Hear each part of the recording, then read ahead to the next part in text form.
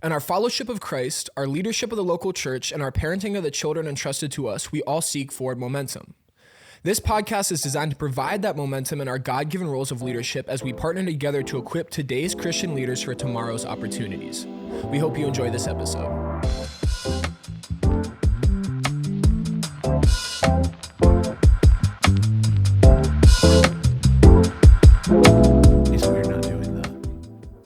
Welcome to. Yeah, I mean, you can do it if you want to. I'll just cut it.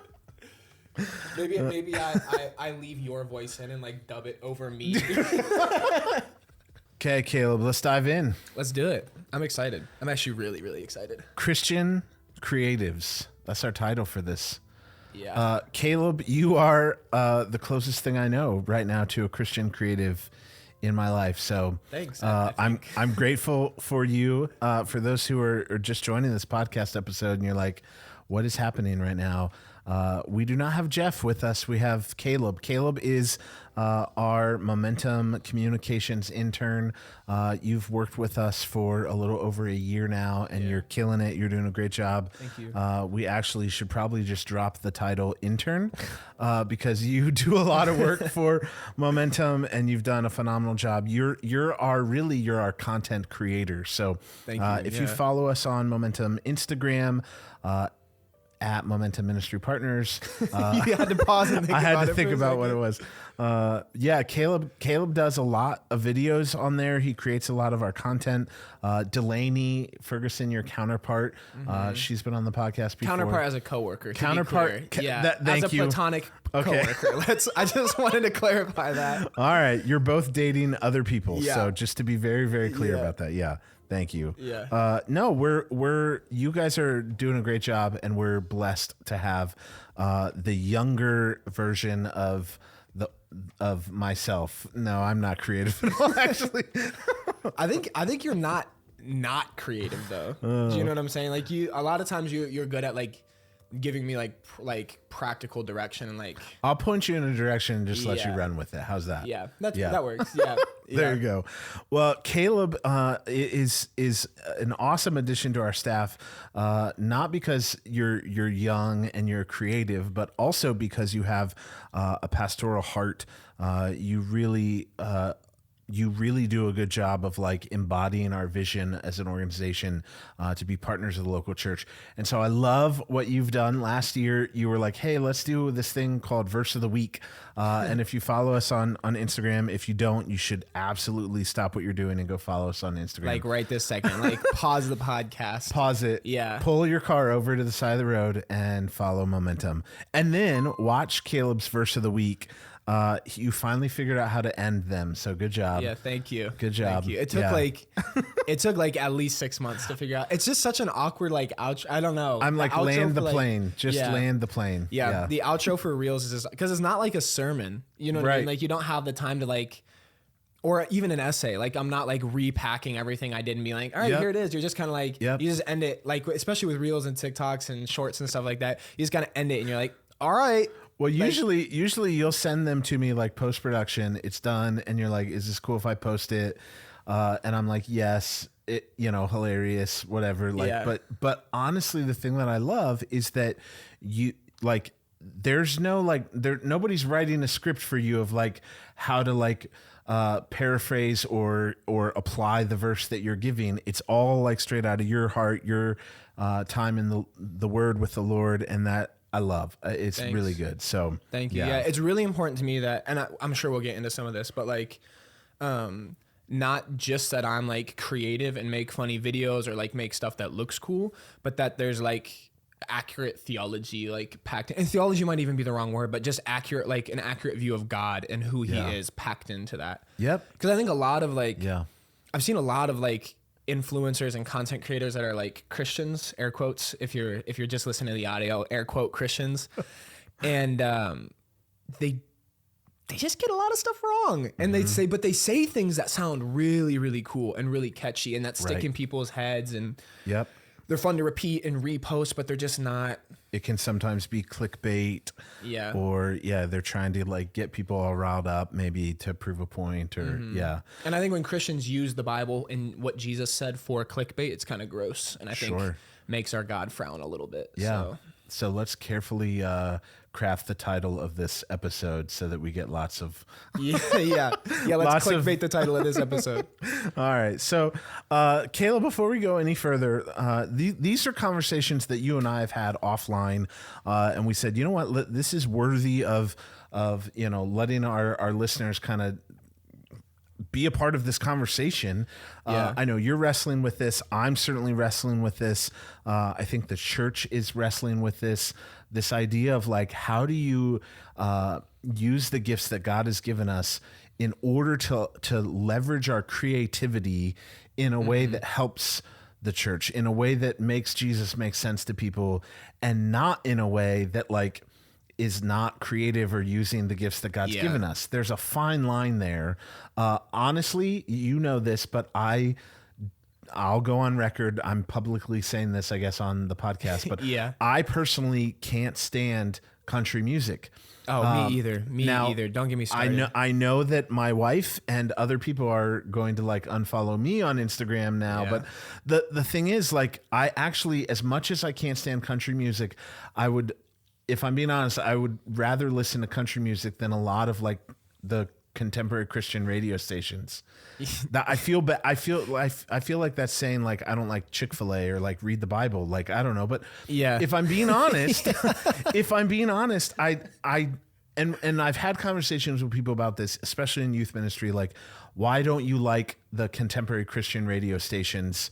And honestly, because to me, they're just not creative. I'm like, I've gotten the opportunity to personally get to know some like Christian recording artists sometimes, and they're crazy talented, gifted people, but then they like get, an album or a record deal or something. And then like the production company is telling them like, hey, don't express your creativity because churches and youth groups aren't going to be able to like replay your song, which drives sales and streams down. They like tell them to almost dumb it down, like just stick to like the C chords. I'm not a musician, I don't know if that's even a thing, but just make it simple so that same melody, mass produce chords. It all sounds the same.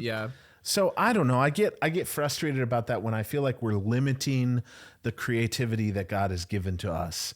So we wanted to talk this through a little bit. Let's wrestle with this. When you say, Caleb, as a 20-something, a young man in the Lord, what is creative Christian or Christian creative?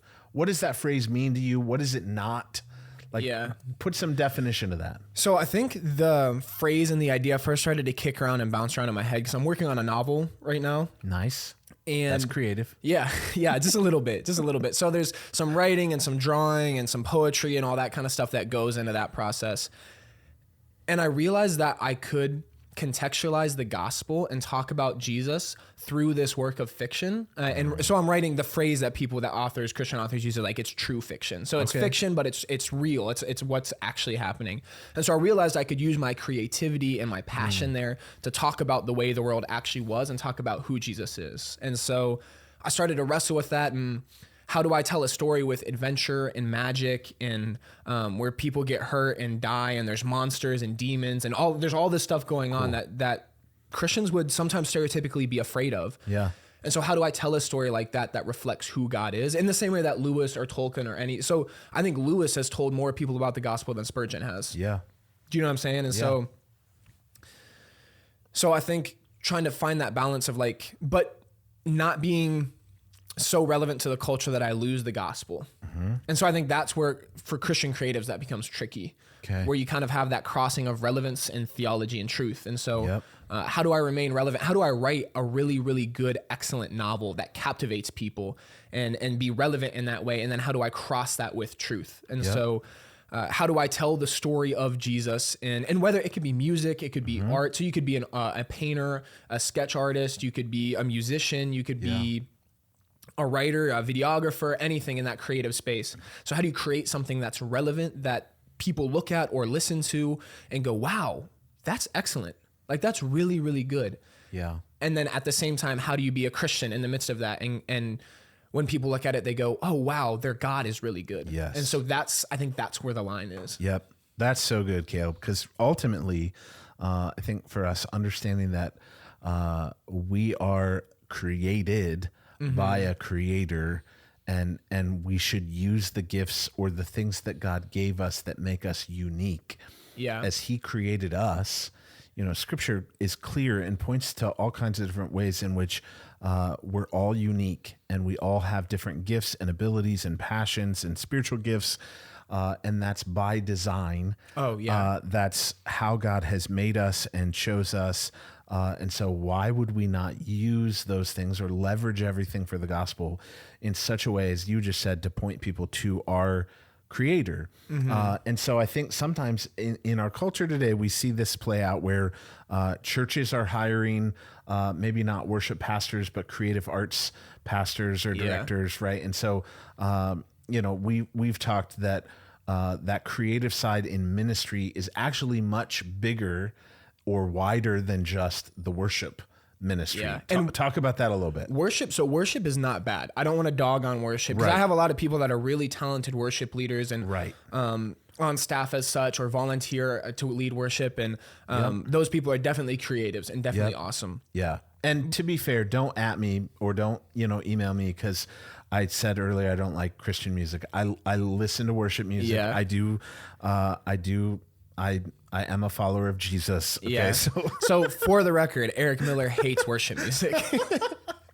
No, but so Christian, I think a lot of times when churches go the creative route, they're thinking of the guy who wears sandals and plays an acoustic guitar and has long hair. Right. And that's not necessarily... so when I say Christian creative, actually, hold on. Let me back up. I'm getting ahead of myself. So they either think of that guy, acoustic guitar, long hair, sandals, can sing really well, gets really into worship. Sometimes he talks in tongues, but that's okay because he can sing. You know what I'm saying? So they think about that guy. Now we have a second category that's starting to pop up where you have the influencer. Right. And so you have the guy that like cries on TikToks and gets really into, does the youth pastor voice when he has a microphone in front of him, and so he's this influencer. And I think churches put Christian creatives in those two categories often, and I think they're much more broad than that. And so being a Christian creative sometimes is just about being an excellent artist. There's a podcast I really like called Stories Are Soul Food. I don't stand by everything they've said. It's not a statement on my theology or on momentum theology or whatever, but it's by this author, N.D. Wilson. He's an excellent fiction author, and he's a Christian. And one of the things he kind of talks about sometimes is how it's just our job as Christians to be excellent artists and excellent creators. And a lot of that is because of who we believe God is. So we serve a God, the theology word for it is he created ex nihilo, or ex, am I pronouncing that right? I think so. And so it's if just you say it with enough confidence. Yeah, ex nihilo. He created ex nihilo. And so he created out of nothing.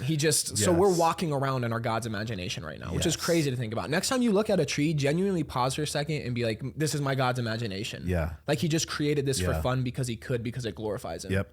Do a scientific study on colors. It'll blow your mind. Yeah, right. And they're not real. It's just our God's imagination because he could.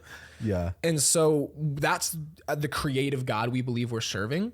And so if that's the case, if that's who our God is, and we're meant to be like him and reflect him and glorify him, we're also meant to reflect and glorify his artist side. So you have verses that talk about how like God's hands are like the hands of a potter as he formed us. And I think a lot of ancient Hebrew scholars in particular would have attested that the creation count was like poetry, like is prose adjacent, kind of like God was almost singing creation into existence. So that's the kind of God we believe we serve. So then I think actually, as far as like Christian creatives go, we ought to be the best painters, the best singers, the best sculptors, the best writers, the best poets, the best videographers, the best photographers. Because what we're doing is we're saying this is who our God is, and now we get to glorify his creation by partaking in this creative process and capturing how beautiful and how wonderful his creation is. And so if I do it any other way besides excellently, then I'm actually failing to glorify who my God is. So true. And so it's so much deeper than standing on a stage Sunday morning or making a TikTok. Yep. Because it's a practice of glorifying our God and reflecting him in that way. Yeah. And he's gifted some people more than others. So I'm not saying every Christian right now has to, after this video, look up how to be a painter. Right. You know what I'm saying? That's just not, that's not, but yeah. Dude, I love it. Cause really what you're saying is, to not settle with status quo. Like we don't need, I think so many times I see people like, they live according to the culture that they live in, and they think like, I'm not trying to show up anybody. I'm not trying to like, point everybody to me, and yet, or make a big deal about the gifts or skill sets that I have. And part of me, I'm like, but you're so good at fill in the blank.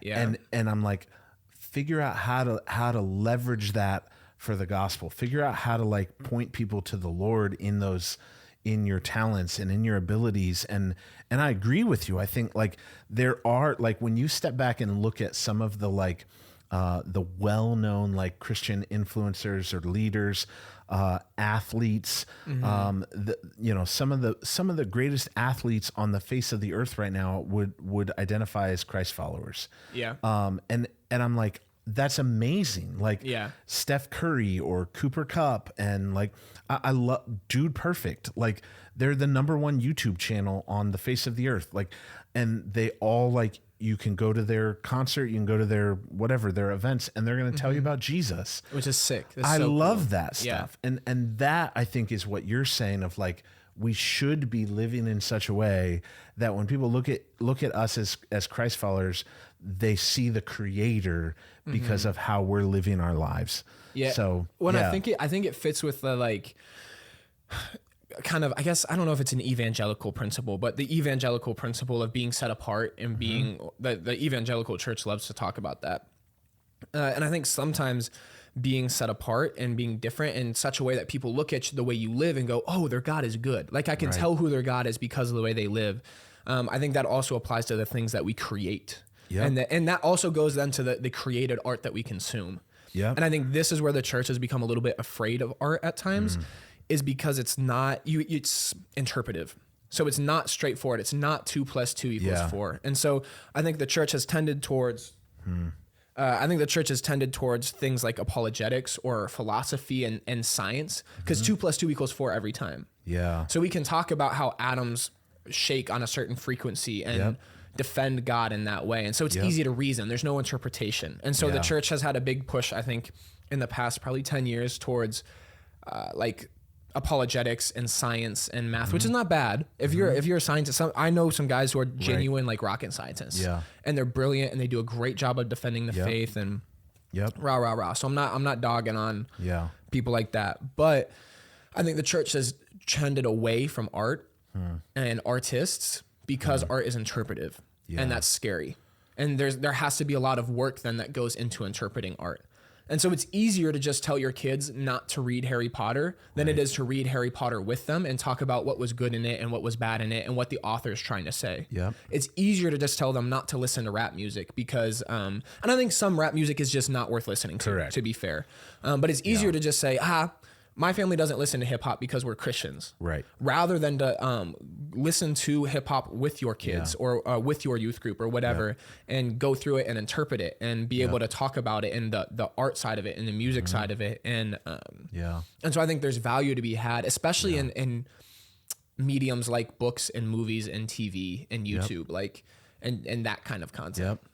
Let's continue this conversation even in the lens and scope of our evangelical church in America today. True story, Caleb, you may not know this, but when I did a sermon a few years ago, and we were talking about preferences in churches. So churches oftentimes have widely preferential, highly opinionated thoughts when it comes to music in churches. But I did a sermon series on preferences when it came to like worship and music. And we talked about what worship is and how it's not all music.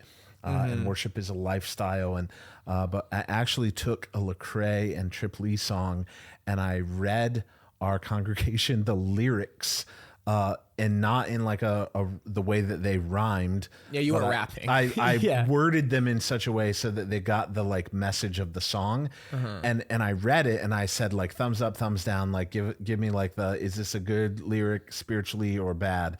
And almost everybody like thumbs up. They're like spot on.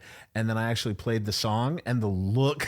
Then you put it behind an 808 and people freak out. Some people's faces was like, they're dumbfounded. I was like, you all just admitted that you like rap music is really what you did there. there. But like putting things in a different context to help people kind of understand or see the perspective. We know artists that we've talked to, like, hey, give it, they're not necessarily a Christian artist per se, but they write music, and like the whole of their songs or their lyrics or the album is creative in such a way so as to help people ask questions about their faith or to point them towards a relationship with the Lord.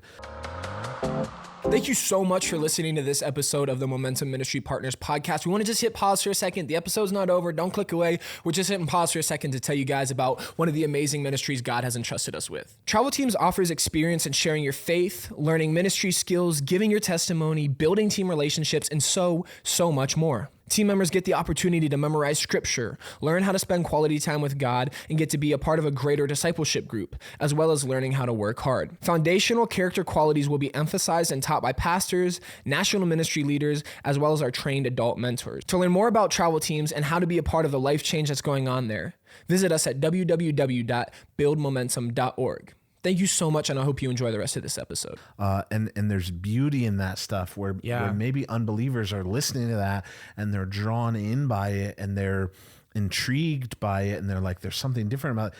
And to like leverage that to point them to Christ is needed and really cool. But go back the other side. A lot of times you Google it. I did this today. No, we're going to have this conversation. When you Google Christian creative or you research this topic at all, there's all kinds of questions. Here's 3 articles that I found that came up real quick on Google search. How can pastors support local artists in their church? That was one question. Why is Christian art so bad? Yeah. Was another question. And is the church where creativity goes to die? Was another. Those are like 3 big things that like came up in talking about creatives in a church context. And so Caleb, like, give us some like biblical support. You've kind of grown up in this culture. You've lived in it. You're obviously wrestling with it. Like, give us some context for what's biblical support for Christian artists in the church. Like, how do you see that from your vantage point? Yeah, so I think a really good starting point for it is acknowledging who God is as a creator. And I've talked about that a little bit. So you have this awesome creator God who is clearly creative because that's what we are. We're his creation. Right. So he's created this magnificent, self-replicating artist machine that just goes. Yep. And he's got his fingerprints and his hands all over it. And so it's clearly art that was created by God. So you start with that. Then you fall on the fact that we were made in his image, and so we're made to reflect him and glorify him. And so then we can do that by also being artists like him, or like him. And then from there, I think I tend to fall on verses like Colossians 3:23, which is about doing. I don't have it memorized, but I know it's about doing everything you have like to the best of your ability, and in such a way that it glorifies God. So being excellent in that way. And so I think, because the church is a little bit, and I don't know exactly when it happened, but at some point it feels like in history that the church became afraid of art. Yeah. And I think it's because of that interpretation part that I was talking about earlier, where it's just easier to tell your kids they're not allowed to watch Harry Potter. Yeah. Than rather wrestle with the interpretation of it. Right. And I think some of that, to be honest with you, is also a misunderstanding of who God is. So like looking at it from the author side, as I'm starting to write more fiction, and because I'm very much writing in the fantasy space. And I had a person that I bumped into a couple weeks ago that was like kind of upset with me that I was using magic as a vehicle in one of my stories, and that there was violence and that kind of stuff in some of the short stories that I've written and some of the fantasy that I'm writing now. And I think some of it is people just have not read the Old Testament, to be honest. Like, people are, I think, a little bit afraid of art. Like, so as far as like stories with violence and magic go, like go read Judges and like Exodus and read the story. And like there's some brutal stories, and like read the story about the Levite and his concubine. Yeah. Like, it's not the Bible is not rated PG-13. Right.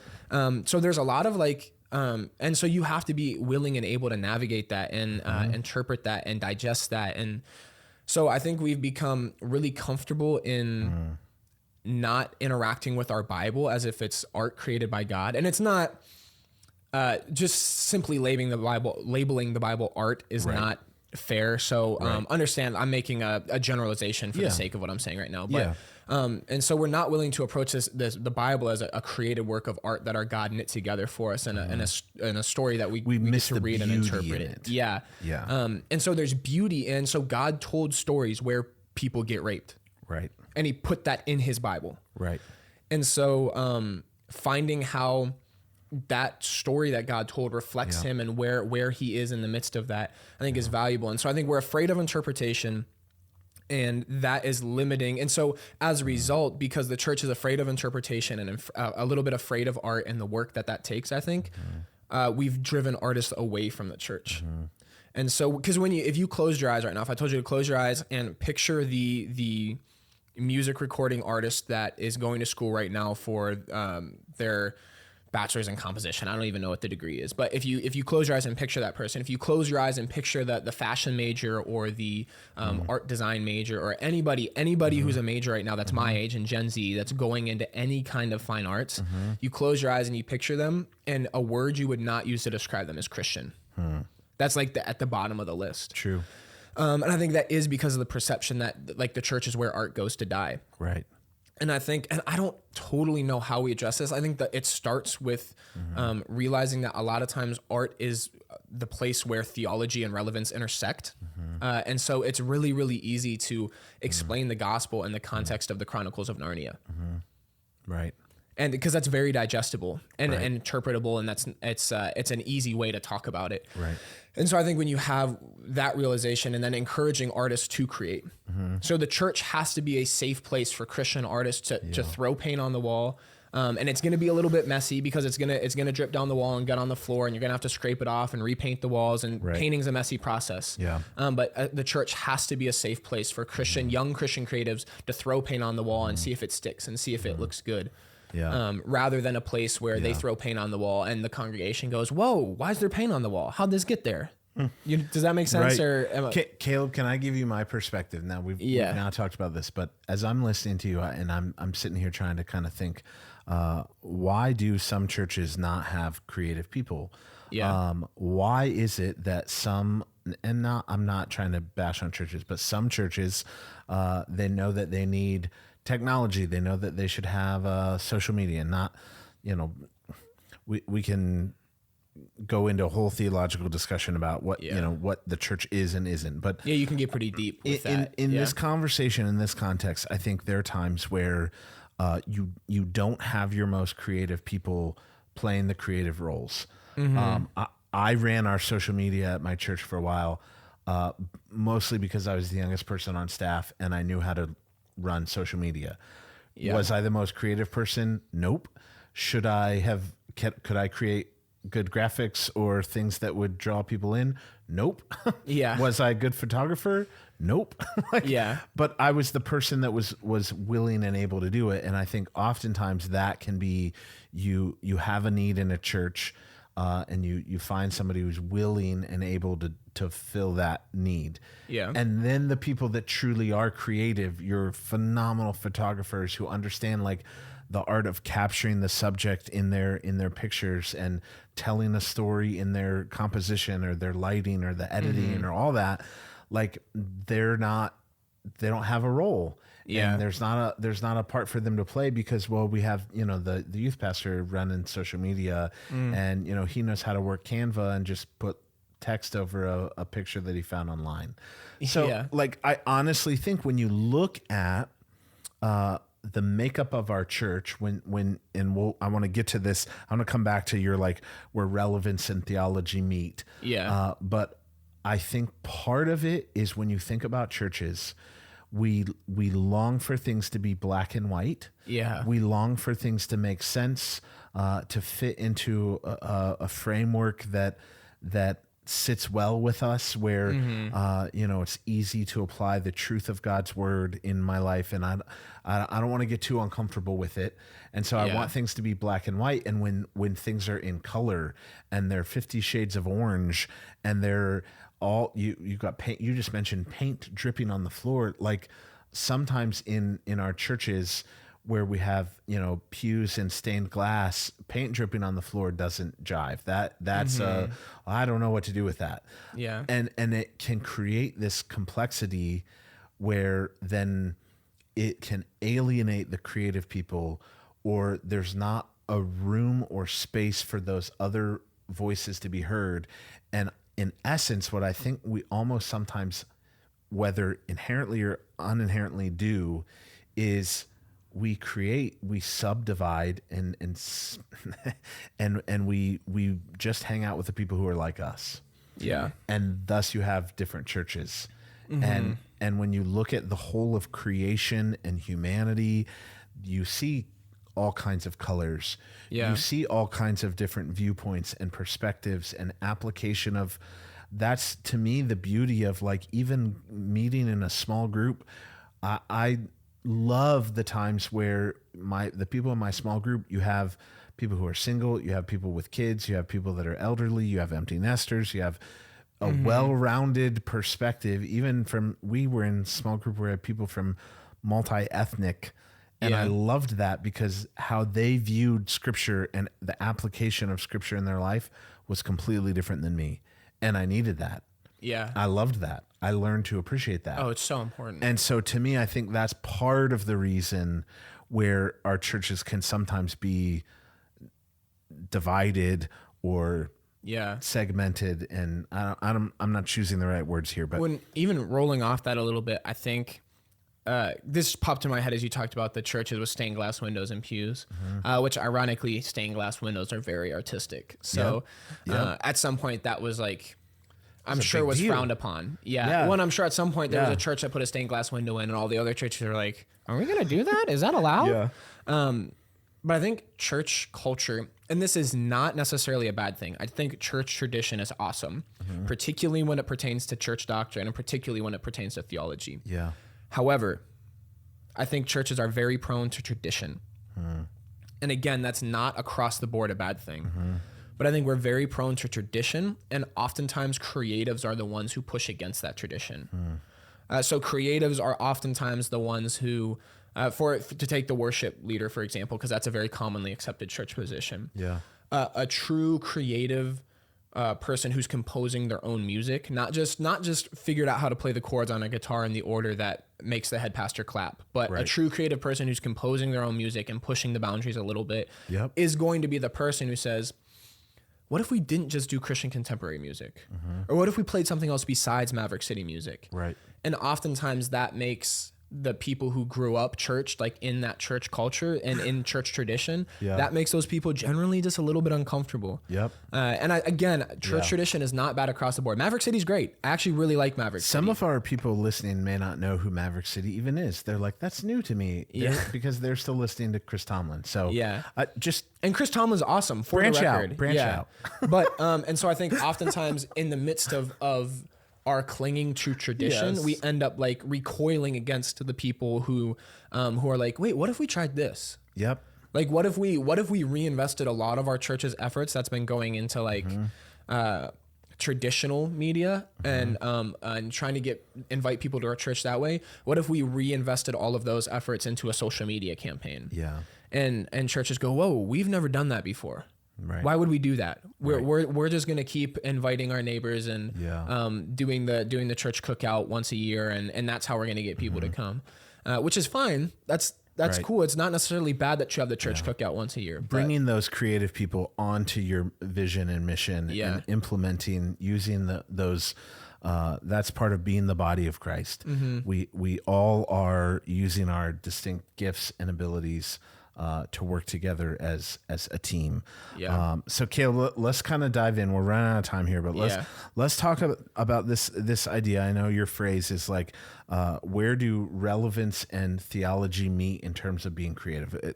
Share a little bit on that. What are your thoughts there? So I think because of the like interpretive, creative nature of art, it's a really, really unique, and art in a very broad sense. I'm not just talking about paintings. A lot of times when you say art, people think of paintings, but I'm talking about art in a very broad sense.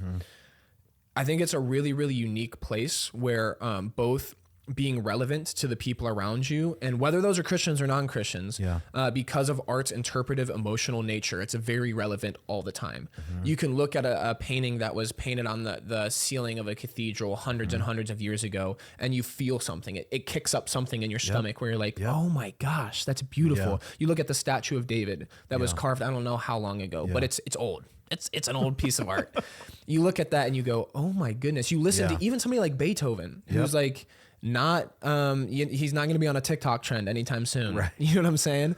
Not very up and coming, but you listen to Beethoven and your ears rejoice a little bit. Your brain does somersaults. Yeah. And so there's something that's timelessly relevant about the emotional pull that art has. And so and one of the things the church is always trying to do and say is like, okay, we have this really good theology, but how do we get a book by John Piper into the hands of our non-Christian neighbors who really want nothing to do with Jesus? Yep. And so I think art is a really good mix of those two. And so when you layer theology, and to be clear, our theology should inform our art, not the other way around. So we don't start with the fact that we're an artist. We start with the fact that we're creatures made in the image of God, and that he loves us, and that Jesus died on the cross for us despite our sinful nature. And now we're saved and get to enjoy a right relationship with him. So we start there and then impose that onto our art. And we say, so now how do we create and allow your Christian creatives to go, okay, how do I create something that's timeless and that causes people's hearts to flip in their chest in such a way that they look at that art that I've created and go, oh my gosh, their God is good. Yeah. And so, and I think that's where relevance in theology meet, because we have amazing theologians. The church and the Christian body right now is not lacking on guys who are wicked smart that are writing really, really amazing systematic theology books. You can order a huge slew of those online right now. You can go and get a book by, there's several just renowned, really intelligent guys who have written even books that are old, like C.S. Lewis's Mere Christianity, and unpack really, really neat things about the reality of who God is and our church doctrine and theology as a result. I mean, Screwtape Letters, for crying out loud, is like a work of art. Like how he tells that story, and that's such a good example. And there was nothing really like so before Lewis wrote Screwtape Letters, there was nothing really like that. That was just him throwing paint on the wall. He totally, in that letter correspondence thing that he did, there was stuff that was kind of like it before that, but he was just throwing paint on a wall. He was like, what if there was a demon that was writing to his like uncle or whatever, his mentor. So if there's a demon writing to his mentor about how he's tripping up a human, and that's a total interpretive work of art. I mean, Lewis is such a good example of it, because you look at the Space Trilogy. And he said, and it's basically Lewis going, he's turning the fall of man, that sin event, into this interpretive, creative story where he's not writing theology. Screwtape Letters is not him writing theology. Space Trilogy is not theology. Chronicles of Narnia, not theology. But he's introducing these ideas of where theology and art intersect. And so, of course, like, I don't think there's anything that's like boldly like heresy in there. So again, he's not allowing his art to superimpose onto his theology. He's doing it the other way around. His theology imposes on his art. But like the story of Aslan, I remember as a kid, the first time in the Chronicles of Narnia, was one of the first times looking back that the gospel just made so much sense to me. And Aslan dying I remember weeping as a kid when Aslan died on the stone table, and like my mom reading that story to me. And so there's transferable principles with that stuff. And it's interpretive. It's deeply interpretive and emotional, and speaks to our soul in a way a sermon doesn't. I think I love this thought, Caleb, because even to help translate this for some of our pastors who are listening, if you're trying to think through, if you're a youth pastor and you're trying to even think through how do you create a culture, an environment, your youth room, like your space, this stuff it can relate very much to your first impressions team, and like have you paid attention to your landscaping in a while? Do you have weeds growing all over the church property? Have you paid attention to like, are there flowers? Are there things that add beauty? Are there things that point to the creator? You can go to your interior design, like, the room that you have your prayer time in, is it warm and inviting? The room that, your lobby, like, have you paid attention to like, have you walked through your lobby with like a visitor's eye and a perspective? Like, do you have things that make sense? Is your signage clear? But are the colors warm and inviting? Like those things like huge. That's a big deal. Like, even the fashion, like, are you, ostracizing? I don't even know the right word. Are you handicapping the people in your community from coming to your church because of the fashion? Because of what people are wearing on a Sunday? Do you need to revisit that or be intentional with your first impressions team or your pastor? Or like, maybe you need to get him a pair of jeans, pair of Nikes, something. I don't know, but be intentional in thinking those things through. And then even like, I think I always say the new front door of your church is your website, your social media presence. Like, what does that all look like? Is it creative? Are you allowing the people that are creative to do that, to have a hand in that or a say in that? Some of those things you can honestly put a task force together and get some people's opinions that are maybe different from yours, that aren't on your church staff, some people who are creative. I know people that are crazy creative and make beautiful works of art. Some of them I have displayed in my home that are made from trash, that are made from newspaper clippings and magazines that people threw away. And like, they're beautiful works of art that are awe-inspiring and that do, I think, point to a story of the creator, and yet they're from discarded pieces of trash. Like how you do that stuff matters. And I think I really like and appreciate, Caleb, with what you're saying of like that relevance meeting theology, I think is something that we need to wrestle with and think through a little bit more. Thanks. Yeah. When I think, and just in a more like, I guess, practical sense for like youth pastors to like turn over in their own heads and hearts, and even like, not even necessarily youth pastors, but just ministry leaders in general. Whether they're, so your students, your congregants, your neighbors, your non-Christian neighbors, we are all going to consume art. We're just going to. And so is the capital C church and your little C church going to be the place where, is that going to be the place where people consume art? Or are they going to go to the world? Because people want to consume excellent art, and people are going to consume art. It's just a truth of the way our world works. For sure. And so and that applies to your non-Christian neighbors and your congregation that God's entrusted to you. Are those people going to go to the church to find excellent art, or are they going to go to the world? And I think right now, in order to find excellent art, you have to go to the world. I don't think people go. It's rare for sure. Yeah. Which is sad. Yeah. So for our listeners, what I'd really like to close with is just a challenge. If you're listening to this, you're wrestling with this, I would say, honestly, dive into some conversations with the people around you. Maybe it's asking some simple questions like, what are things that you see beauty in, and why? If you're a pastor or a parent, stepping back and talking to people that are outside of your typical circle of influence, or the people that are normally right around you, but to gain a different perspective. Maybe it's asking your children, what are things that speak to them, and not just like with words, but with pictures. And asking the people in your congregation, like, hey, how can we be more creative to leverage everything for the gospel and to draw people in a unique or different way? Maybe it's something as simple as using a sermon illustration. Again, you got away from that, and those pictures and images and symbols matter.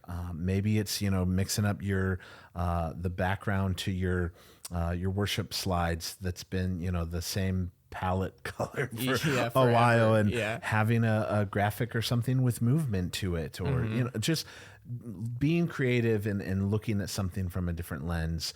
And oftentimes I think what that means is asking some questions, being willing to listen to the other side, and getting those people that have those creative abilities in roles where they can serve and use their gifts to help make maximum impact for God's kingdom. That's a big stinking deal. Yeah. Yeah. So Caleb, thank you for sharing your thoughts and things that you've been wrestling with, and even how you use your talents and abilities behind the scenes with Momentum Ministry Partners. So thank you for being our podcast creator and joining us on this side of the microphone for a change. Yeah. Thanks for having me. I had a blast. Good. So that's good. Yeah. Thank you.